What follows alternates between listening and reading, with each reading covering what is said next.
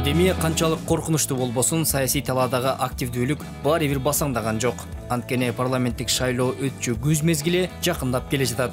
Бул келечектин багытын чечүүчү мезгил, анткени парламент өкмөттү курайт. Башкача айтканда, өлкөнүн өнүгүү жолуна түшүүсү алдыда курула турган жаңы парламент жана ал түзө турган өкмөткө жараша болот. Бирок ошол жаңы парламентти алып келүүчү шайлоо системасы кимдерге ылайыктуу болуп калганы баарыбызга бештен белгилүү. Бүгүнкү системада эл партияга гана добуш берет. Кимдин депутат болорун партия лидери чечет. Көп мандатка ээ болгон партиялар биригип өкмөттү курайт. Өлкөнүн тагдырын чечүүчү ар кандай маселелерде эң негизги ролду ойнойт. Бирок ошончолук ыйгарым укугу кенен институт эл тарабынан түзүлбөй жатканы өкүнүчтүү. Бирок бүгүнкү күндө бул маселени коом терең аңдап тургандыктан саясатчылар да ойгонду. Депутат Алтынбек Сулайманов атай видео кайрылуу жасап, күчтүү парламент кандай жол менен келерин айтып берди. Парламентти элдин колдоосу жок, акчасына таянган олигархтардын бизнес кылууна айлантык. Менин сунушум эл лидерлер бекиткен тизмеге эмес, өз талапкерлерине добуш берсин. Мындай системада шайлоочу партияны тандап, аны тизмесиндеги талапкерге түз добуш берет. Ошондо эл түздөн түз шайлоо укугуна ээ болот. Жана сапаттуу парламент түптөлөт. Бул шайлоо системасы саясий атаандаштыкты арттырып, партиялык системанын өнүгүшүнө шарт түзөт. Парламентте олигархтардын бизнес клубуна айланды деп сындаган Алтынбек Сулайманов бул маселени албетте жакшы билет. Анткени чет өлкөдө качып жүргөн мурдагы депутат, вице-премьер байлыгы миллиарддаган сомду чапчыган Аскарбек Шадиев Алтынбек Сулайманов лидерлик кылган Бир бол партиясынын курамында эле. Мурдагы прокурор, жарандык активист Сыймык Жапекеев байлыгын санап элди таң калтырган депутат, бир нече чоң кызматтарда иштеп келген Кубаныч Жумалиев да Бир бол партиясынан. Кубанычбек Жумалиевдин состояниясы 2,5 миллиард доллар. Могу Жумалиев Академия наукта лаборант болчу, достор. Лаборант, же. Өзү лаборант болуп, Татанды кайдан алды, Гоинди кайдан алды, Мадина деген базарды кайдан алды, завод ЭВМ кайдан алды, Мединститутту кайдан алды, Мадина, так сказали, жалда 2 гектар жери бар эле. 50 компаниясынын вообще дайыны жок. Коррупцияга аралашкан эмес эске Коррупцияга эч качан аралашкан эмесмин. 1 миллион доллардан ашык байлыгыңыз жок. Мен айтпадым сага. Айтор бүгүнкү парламент Алтынбек Сулайманов кеч болсо да даана байкагандай олигархтардын бизнес клубуна айланганы рас. Анткени бүгүнкү система партия лидерлерин ушундай кадамга түртөт. Акчалуу адамдарсыз парламентке өтүү мүмкүн болбой жаткан учур. Бүгүнкү күндө күчтүү парламент келиши үчүн преференциалдык ыкма же болбосо партияны, анын ичинде талапкерди тандоо системасын киргизүү сунушталууда. Бирок дале тизме түзүү партия лидеринин колунда калууда. Депутат болом деген жаран кайсы бир партияга барып тизмеге кирүүгө мажбур болот. Анткени талапкер көрсөтүү укугу партияда калууда. Дал ушул жерде соодалашуу болбойт деп эч ким кепилдик бере албайт. Бул нерсе табигый жол менен шайлоодо эл дагы өзүнүн депутатына жетет, партиялар дагы өзү чынчыл баягыдай таңуулап, мажбурлап, мына орундарды сатып дегендей бир жолдор менен мажбурлап эл дагы депутат болом десең биздин партияга кир, болбосо болбойсуң деген жолуң жок дегендей бир мажбурлоо жолу жок болот. Карап көрсөңүз, өнүккөн өлкөлөрдүн бардыгында дал ушул жол. Жеке инсанга дагы өз кандидатурасын көрсөткөнгө мүмкүнчүлүк берет, анан саясий партияларга дагы. Эгерде саясий партиянын лидери же саясий партия күчтүү болсо, лидери элде кадыры күчтүү болсо, ал өзү ар бир округдардан талапкерлерди көрсөтүп партия ошол жактан жеңип келет. Британия мына демократиянын бешиги деген Британияны алсаңыз, бардык ошол консервативдик партиядагы, лейбористтик партиядагы, башкалардагы ошентип ар бир округдардан өзүнүн кандидаттарын көрсөтүп, ошол округдардагы иштешип, анан жеңип келип, анан кийин консервативдик көпчүлүк алат дагы, анан ошол бир партия өкмөттү түзүп, булар таза парламент башкарып ошентип кетишет. Бир неме болуп.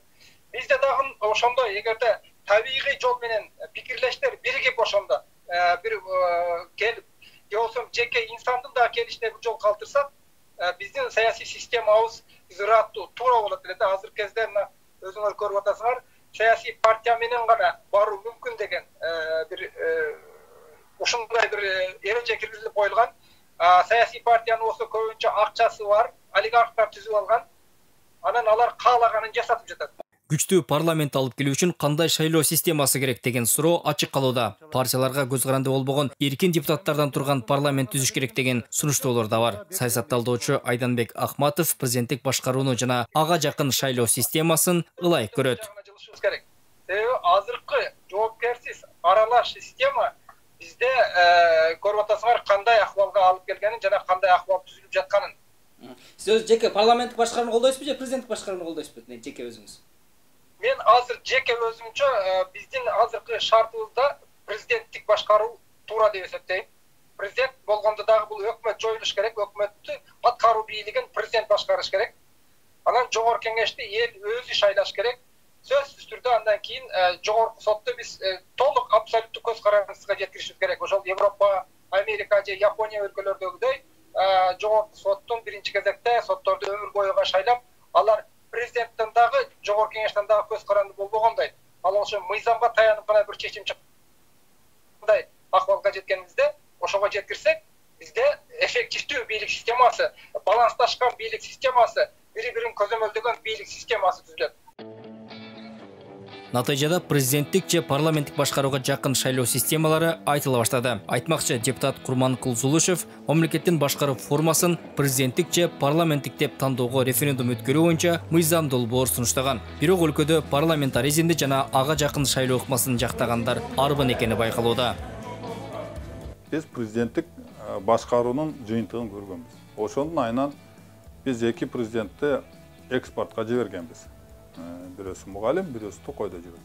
Ошондуктан биз кайрадан дагы бай айтып кеттим, жолдо издөөдөбүз. Биз чакан өлкөбүз 2010-жылы парламенттик системаны тандап алдык. Идеалдуу нерсе, идеалдуу мыйзамдар жок. Кайталап кетейин. Жок андай нерсе. Биз эмне үчүн парламенттик системаны тандап алганбыз?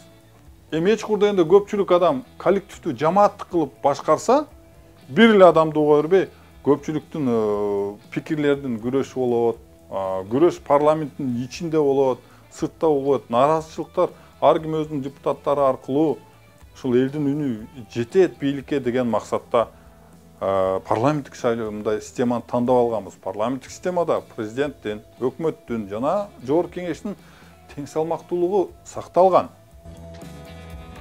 Учурда башкаруу системасын тандап алуу, жогорку кеңешке өтүүдөгү босого пайыз преференциалдык ыкма болуп отуруп, жалпы 5 мыйзам долбоор коомдук талкууда. Журналист Шайырбек Маматокторов бүгүнкү күндө Кыргызстанга эң негизги болуп преференциалдык ыкма керек деп эсептейт. Парламенттик системаны тандап алгандан кийин, демек биз тизме түзүүдө катачылыктар бар экенин мынакей эки чакырылышта байкадык. Ойлонуп анан ар түрдүү адамдардын пикирлерин жыйнап, ошондой кеп кеңеш өткөзгөндөн кийин депутаттар ошондой сунуштарды бере баштады. Алгач Жанар Акаев, Исхак Масалиев сунуштаган. Мынакей кечеги күнү болуш керек, депутат Сулайманов сунуштады. Преференциалдык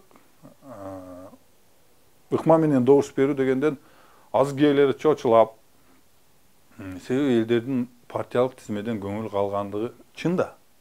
Себеби элдерге алдар кантип ойлоп атат. Мынакей парламенттин абалы. Ким күнөөкөр? Конституция. Ким күнөөкөр? Партиялык система. Эмне үчүн башка өлкөлөрдө партиялык система бир жакшына иштеп атат? Эмне үчүн татыктуу биштерман адамдар, билимдүү адамдар келип атат?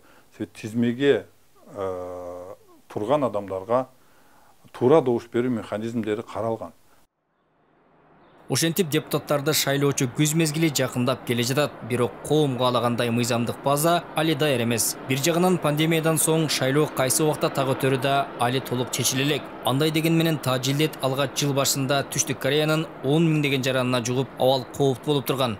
Бул өлкө пандемияга карабай ушул жылдын 15-апрелинде парламенттик шайлоо өткөрдү. Демек, эреже сактоо менен ийгиликтүү шайлоо өткөрүү мүмкүн экенине дүйнө ынанды. Кыргызстан күздө парламенттик шайлоону өткөрөбү же жокпу азырынча белгисиз. Бирок шайлоого байланыштуу мыйзам долбоорлор сунушталып, кызуу талкуу токтой элек. Кутман Маматазим, Исмат Ибрагим, 5-канал.